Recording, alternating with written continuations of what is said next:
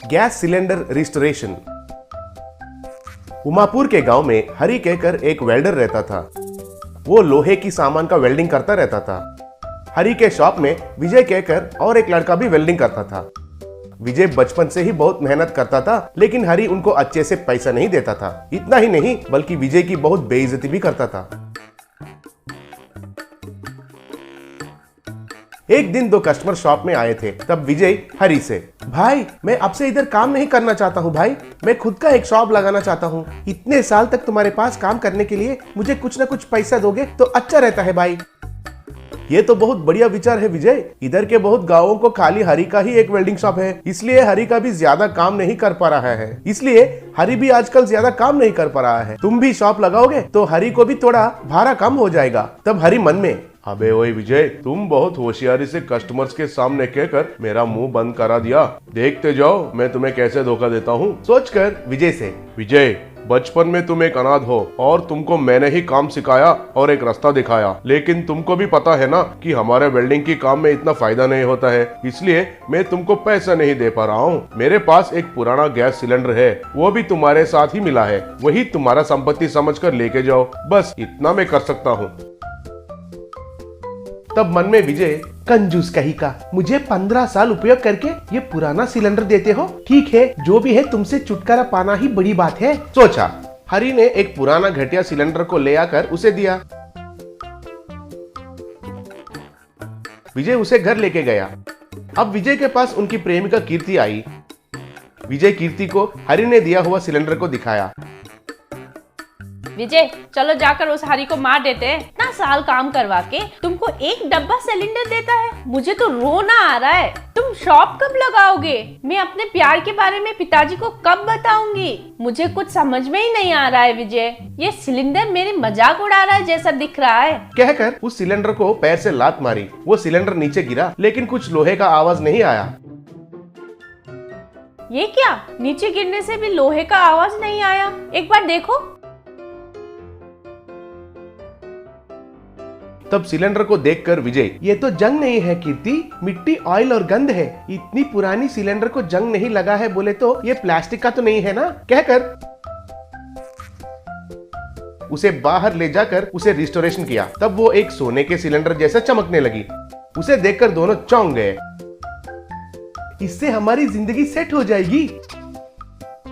तुम्हारे मुंह रे बेवकूफ, वो हरि ने क्या कहा? जब तुम अनाथ थे तब तुम्हारे साथ वो सिलेंडर भी मिला है कहा था ना, तो उसे तुम मिले हो कहकर क्यों सोचना है? वो तुमको किडनैप भी तो किया होगा। तुम्हारे साथ ये सोने का सिलेंडर मिला है तो तुम्हारे माँ बाप कितने अमीर होंगे। जाकर उस हरि को अच्छे से मारो, तब वो सच बताएगा। तब विजय और कीर्ति दोनों मिलकर हरि के शॉप के पास गए थे। उधर एक 10 साल का बच्चा, मुझे मेरे मम्मी पापा चाहिए, मुझे मम्मी पापा के पास लेके जाओ कहकर रोने लगा। उनको देखकर बच्चे से विजय, बेटा कौन हो तुम, क्यों रो रहे हो? अंकल, कल रात में अपने मम्मी डैडी के साथ मंदिर देखने के लिए आया था। मैं रात कमरे में सो गया था, लेकिन सुबह उठकर देखा तो मैं इधर आया हूँ कहकर रोने लगा। तब हरि को पकड़कर विजय, क्यों रे, मुझे बचपन में किडनैप किया, वैसे ही इस बच्चे को भी किडनैप किया है क्या? तो तुम्हारे जरूरतों को पूरा करने के लिए बच्चों को किडनैप करते हो, बदमाश कहीं का? कहकर उसको खूब पीटने लगा। अरे विजय क्या बक रहे हो, मैं किडनैप क्यों करूंगा, कह रहा था। तब उधर पुलिस आए और हरि को पकड़कर खूब पीटे। सर प्लीज सर, मुझे मत मारो, मैं सच बोलता हूँ, उस बच्चे को मैंने ही किडनैप किया। वैसे ही विजय को भी 15 साल पहले बिजनेसमैन वरदान साहब के घर से किडनैप किया था सर। तब पुलिस हरि को अरेस्ट करके लेके गए। अगले दिन विजय और कीर्ति को एसआई बिजनेसमैन वरदान के घर लेके गया और वरदान जी को हरि के बारे में सब कुछ कहा। तब वरदान और उनके परिवार वाले उनके बेटे विजय वापस मिलने पर बहुत खुश हो गए थे। बाद में कुछ दिनों के बाद विजय और कीर्ति की शादी भी बहुत धूमधाम से किए थे। एक गांव में रामदेव नाम का एक किसान तरबूजों की खेती करता रहता था। नेशनल हाईवे के पास उनका 2 एकड़ का खेत है। एक दिन जब रामदेव अपने खेत में काम कर रहा था तो उनका बेटा सचदेव आकर, पिताजी शहर में मेरी पढ़ाई खत्म हो गई है, मैं फर्स्ट क्लास में पास हुआ हूँ, एमएस करने के लिए अमेरिका जाना चाहता हूँ, उसके लिए 10 लाख दीजिए। देखो बेटा, अब तक तो मैं अपनी शक्ति से बढ़कर तुमको पढ़ाया है, मेरे पास इतने पैसे नहीं है और हमारे पास जो है वो बस ये 2 एकड़ का खेत है। चाहिए तो हमारे तरबूजों को बेचकर उन आए हुए पैसों से तुमको जो करना है करो। बेटा एक बात याद रखना, मैं अनपढ़ किसान हूँ, इसलिए बहुत मेहनत करके काम करता हूँ। तुम तो पढ़े लिखे हो, थोड़ा दिमाग का इस्तेमाल करके काम करो, कहकर चला गया। ये तरबूज बेचे तो 1 लाख भी नहीं आएगा। उन पैसों से इस गांव में मैं क्या कर सकता हूँ, सोचने लगा और उनके खेत के पास हाईवे को देखा तो उनको कैलाश ढाबा रेस्टोरेंट दिखाई दिया। हाईवे पर जाते हुए यात्रिक कैलाश के ढाबे के पास रुककर खाना खा रहे थे। वो देखकर सत्यदेव को एक विचार आया, मेरे खेत में तरबूज बेचकर आने वाले 1 लाख से तो मैं अमेरिका तो नहीं जा सकता हूँ। वही पैसों से इस हाईवे पर एक कॉन्सेप्ट रेस्टोरेंट लगाऊं तो बहुत कम समय में मुझे जितना चाहिए उतना पैसे कमा सकता हूँ, तब मैं अमेरिका जा सकता हूँ, कहकर सोचा। उसकी सोच से कैलाश ढाबा रेस्टोरेंट के बाजू में एक जैंट वाटरमेलन रेस्टोरेंट के रूप में एक नया कॉन्सेप्ट रेस्टोरेंट की निर्माण किया। उस रेस्टोरेंट में वाटरमेलन कॉन्सेप्ट के नाम पे watermelon juice, watermelon ice creams, watermelon dosa, watermelon biryani, watermelon parotta, ऐसे वाटरमेलन को मेन इंग्रेडिएंट बनाते हुए नया नया रेसिपीज बनाना शुरू किया।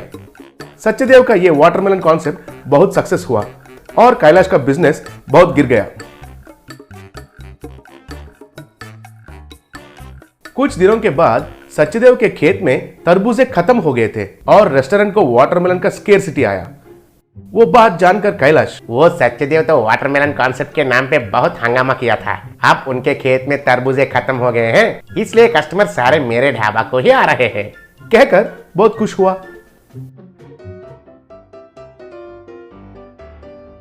सत्यदेव तरबूजों के लिए दूसरों के खेत में जाकर, देखिए आपका तरबूजों को मैं जो मार्केट में मिलता है वही रेट को देकर इधर ही खरीदूंगा। आपको ट्रांसपोर्ट का खर्चा बच जाएगा और फायदा होगा। आप मुझे ही बेचिए। किसान खुश होकर ठीक है बेचेंगे कहकर मान गए।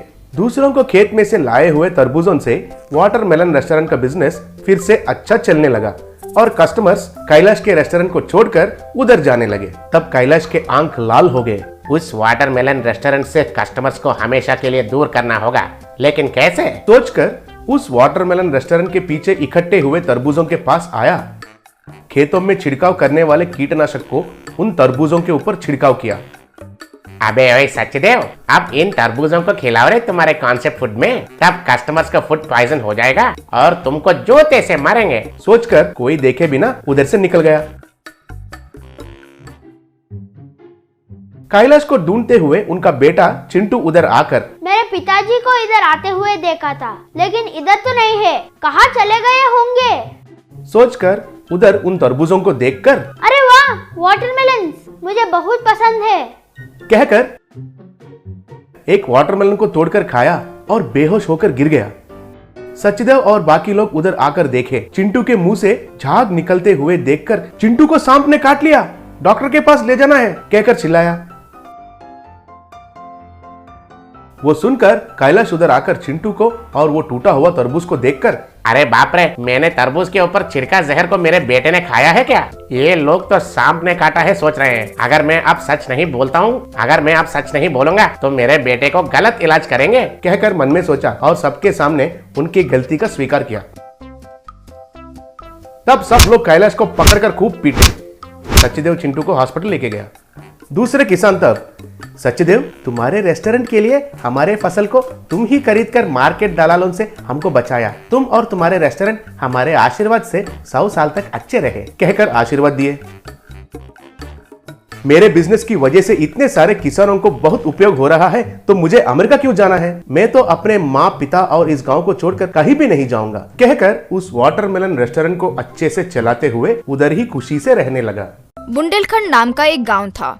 उस गांव में कृष्णा नाम का एक व्यक्ति था। वो एक दिन अपने कॉलेज ग्राउंड में दुखी बैठा था। तब उसके बगल में ही आसमान से एक चमकती रोशनी आकर गिरी। वो देखकर कृष्णा डर कर उठा और बैठ गया। अब उसके आगे एक लिल्लीपुट महाराज के वेश में घोड़े पर बैठे हुए दिखाई दिए। अब उसे देखकर कृष्णा, कौन हो तुम? इतने छोटे से हो? हेलो, मेरा नाम विक्रम है। मैं लिल्लीपुट राज्य का युवराज हूँ। टाइम पास करने के लिए धरती पर पिकनिक के लिए आया हूँ। मेरा तो छोड़ो, तुम क्यों ऐसे इतने दुखी हो? क्या हुआ है? मैं क्या कहूँ, मेरा नाम कृष्णा है। मेरे पिता के पीने की आदत की वजह से हम सबकी जिंदगी खराब हो रही है। आज भी उन्हीं की वजह से कॉलेज से बाहर आ गया। तुम्हारे जो भी प्रॉब्लम्स हैं मैं दूर करूंगा। मुझे तुम्हारा पूरा सिटी दिखाओगे? ठीक है। तब कृष्णा घोड़े के साथ साथ लिलीपुट को हाथ में लिया। तब कृष्णा लिलीपुट को कॉलेज में सब दिखाते हुए स्विमिंग पूल तक पहुंचा। वहाँ कुछ लोग स्विमिंग कर रहे थे। वहाँ एक लड़की उन्हें देखकर तालियां मार रही थी। अब वो लड़की को देखकर लिलीपुट कृष्णा से, बॉस, ये लड़की क्या इतनी खूबसूरत है? शादी करो तो इतनी खूबसूरत लड़की से ही करो। इससे शादी किया तो मेरे मम्मी पापा भी बहुत खुश होंगे। हा, क्या उससे शादी करोगे? वो कैसी है, तुम कैसे हो? बदले में विकी, वो सब मुझ पर छोड़ दो, मैं देख लूंगा। लड़की को पटाने का तरीका बताओ। उसका नाम गीता है। ये गांव के एमएलए की बेटी है। बहुत घमंडी है, लेकिन स्विमिंग करने वाले उसे बहुत पसंद है। वो एक सीख लो, आसानी से पट जाएगी। ये बात इतनी देर से बोल रहे हो? पहले मुझे नीचे तो उतारो। अब गीता स्विमिंग पूल से चली गई थी। अब लिलीपुट विकी को कृष्णा नीचे उतारा। कृष्णा से विकी, कृष्णा, मैं गीता के लिए स्विमिंग सीखूंगा, कहकर स्विमिंग पूल में कूद गया। विकी अब डूबने लगा। वो देखकर कृष्णा जल्दी जल्दी उसे पकड़कर बाहर निकाला। अब विकी से कृष्णा, क्यों भाई विक्की बाबू, तैरना इतना आसान है समझते हो? ऊपर से तुम्हारे आकार के हिसाब से तो ये स्विमिंग पूल बड़े से समुद्र की तरह होगा। तो अब मैं क्या करूं? मुझे तैरना तो सीखना ही होगा गीता के लिए। ठीक है, तुम्हारे टेंशन को भगाने के लिए एक मैच बॉक्स लेकर आता हूँ। उस मैच बॉक्स से सब ठीक करूंगा, फिक्र मत करो। अब कृष्णा जाकर एक मैच बॉक्स लाकर उसमें एक छोटे से स्विमिंग पूल को तैयार किया। उसमें पानी डालकर लिलीपुट को उसमें छोड़ दिया। लिलीपुट उसमें तैरने लगा। यूं कुछ दिन होने के बाद मैच बॉक्स स्विमिंग पूल में विक्की को तैरते हुए देखकर कृष्णा, विक्की, तुम बहुत कम समय में बहुत अच्छी तरह से स्विमिंग सीख चुके हो। ये सब तुम्हारे मैच बॉक्स आइडिया की वजह से ही हो पाया। थैंक्स। अब विक्की कृष्णा दोनों गीता के घर के पास आए। अब गीता के कमरे के बाहर कृष्णा, बाबू, मेरा काम हो गया। तुम्हारे घोड़े और मैच बॉक्स स्विमिंग पूल को गीता के कमरे में रख दिया। अब मैं यहाँ रहा तो एमएलए के आदमी मुझे देख लेंगे और मुझे मार देंगे, कहकर वहाँ से चला गया। अब विक्की गीता के कमरे में रखे मैच बॉक्स स्विमिंग पूल में कूदकर तैरते हुए विक्की, हेलो गीता मैडम, एक बार यहाँ देखो मैं कैसे तैर रहा हूँ। प्लीज, आपके लिए ही ये सब सीखा। प्लीज एक बार आंखें खोलो। वो बातों से गीता की आंखें खुली और वो मैच बॉक्स स्विमिंग पूल में रहने वाले विक्की को आश्चर्य से देखने लगी। Hi Geeta, I am Vicky, princess of Lilliput kingdom. मैं तुमसे प्यार करता हूँ। तुम मान गई तो शादी भी कर लेंगे। वो बातें सुनकर हंसते हुए गीता, क्या तुम मुझसे शादी करोगे? पिताजी, पिताजी, एक बार यहाँ आओ, यूं जोर से बुलाई। वो पुकार सुनकर गीता के पिता उसके कमरे में जल्दी जल्दी आए। जैसे आए वो मैच बॉक्स स्विमिंग पूल में विक्की को देखकर आश्चर्य में पड़ गए थे। अब पिता से गीता, पिताजी, ये गिड्डा सा लड़का मुझसे शादी करेगा कह रहा है। उसके लिए तैरना भी सीखा है कहता है।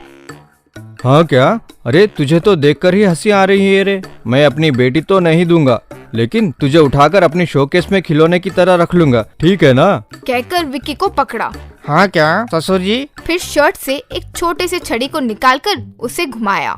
बस वो पूरे कमरे में एक रोशनी आई और एमएलए, गीता सब लिलीपुट में बदल गए। अब डरकर एमएलए, हमें बचाइए, हमें बचाइए, ये लिलीपुट कहीं के ने हमें भी लिलीपुट बना दिया, बचाइए, चिल्ला रहा था। क्यों भाई, देखा मेरा पावर? मैं आपके जितना तो नहीं हो सकता, लेकिन आप लोगों को मेरे जितना बना सकता हूँ। क्या मुझे ही शोकेस में खिलौने की तरह रखने वाले थे? रे, तुम जो भी करो, मेरी बेटी को तो तुम्हें नहीं दूंगा। पिताजी, मुझे विक्की पसंद आया। मैं विक्की से शादी करूंगी।